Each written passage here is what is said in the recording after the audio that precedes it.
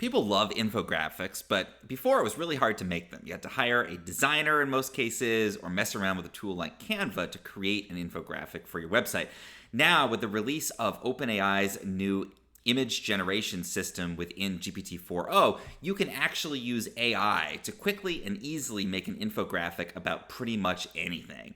So this tech just came out about 2 days ago as I'm making this video, and this is one of my favorite uses of it so far. So I'll show what I did here. Basically, I recently made some beef tallow, something I'd never done before. It's very process-oriented. It's a cooking thing.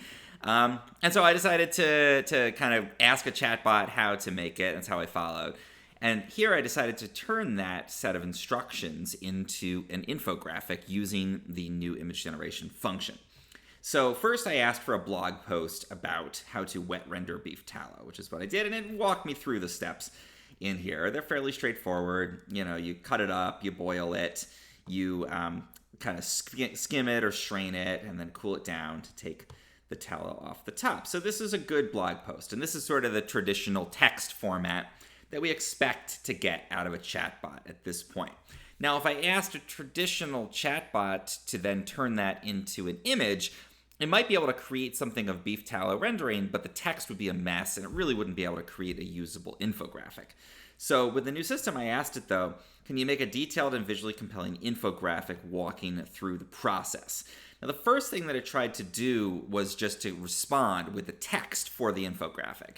And I found that's a problem. It still kind of tries to go the text direction if you've asked it to create text in the beginning of the chat. So I had to stop it and say, no, that's not what I want. Actually generate the infographic.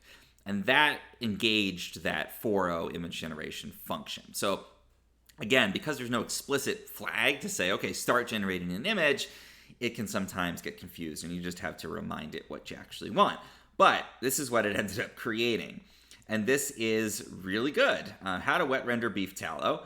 And we've got this nice visually compelling cut into pieces here. And then boil with water, strain off solids, chill and skim. And in fact, that's exactly the process I followed. So here's its graphic, for example, of the straining off the solids step, and here's what that looks like in reality. And it's pretty good at capturing the concept. Chill and skim. Here I am chilling and skimming in reality, the chilling and skimming taking place here. It's quite accurate. Maybe I should have included a trigger warning for you vegans out there. So, sorry about that.